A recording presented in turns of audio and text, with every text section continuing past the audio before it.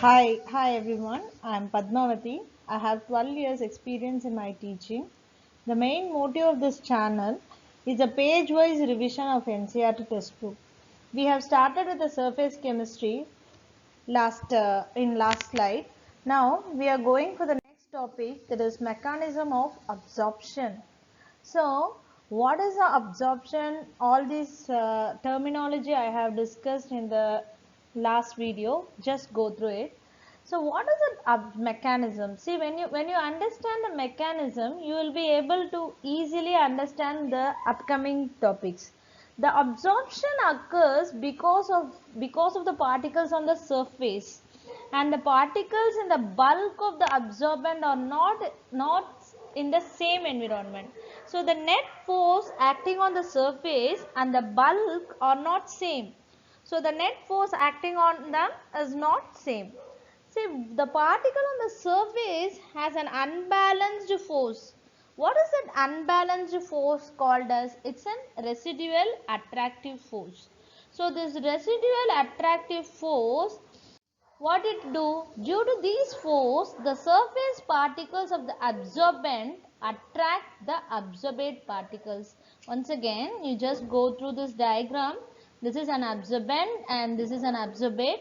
I have given you the example of rust and chalk duster in my last video. Just go through.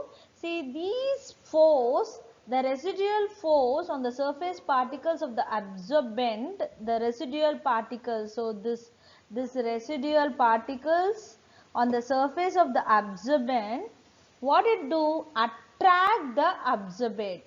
The surface particle, what it do? It will attract the absorbate. So due to that, what is happening? Due to that, if you take what are the phenomena, what is the mechanism after the attraction, what it will do?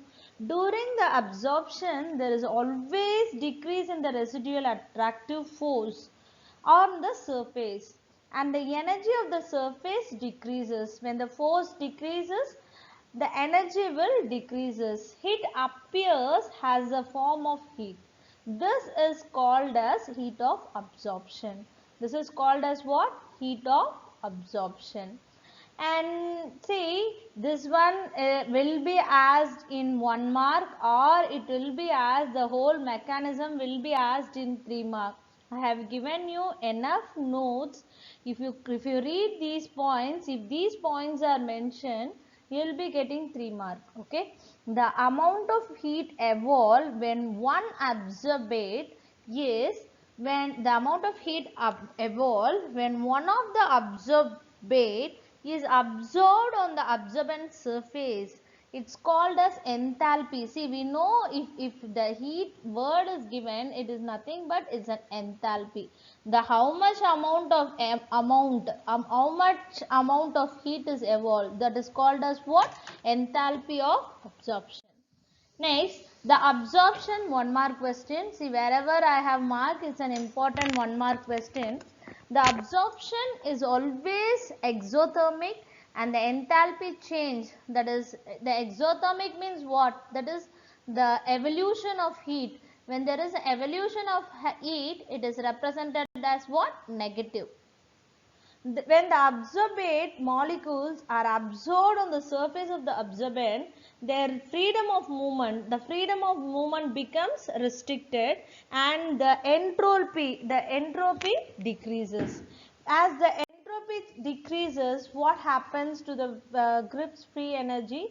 That is delta G. Delta G is represented as Gibbs free energy, and delta S is enthalpy, and this is entropy. So for the absorption to be spontaneous, the delta G must be negative. So the delta G will be negative when the process is spontaneous. This can happen. How this will be negative? How the delta G will be negative?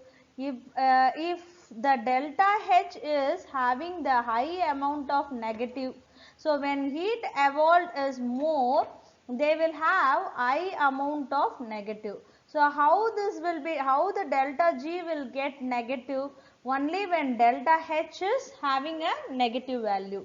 and when it is having a negative value, this will be obviously this value will be positive.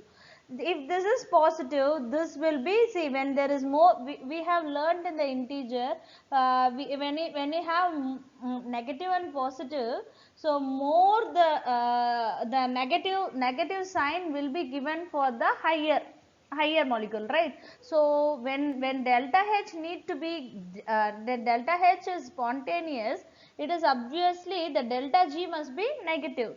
When will be the delta G will be negative? When delta H is negative, the delta G will be negative. Instead, this delta S will be positive. So what will happen at the equilibrium state? What happened? Both this delta G and delta Ts become 0. When this becomes 0, automatically this the absorption continues. When the spontaneous continues, what happened? The delta H becomes negative till it becomes 0. At that point, it will become equilibrium. So this can be explained with a simple diagram. This is an absorption mechanism. For a simple example, absorbate. The absorbent is charcoal and absorbate is methyl blue. And what happened? How this mechanism? The absorbent atom or molecules are not surrounded by atoms or molecules of their kind. They have unbalanced attractive force. So these are some of the examples, and this is about the mechanism of absorption. See, you can go slide by slide and you can take the notes, and if you want, at the end of the session, at the end of this lesson, I will be attaching the PDF of these lesson notes also. Kindly go through the textbook reading. See, this is a textbook reading. What I have given is a page wise I have taken from it. Only see, you can go through this point, you can go through this page. Only this topic I have taken today.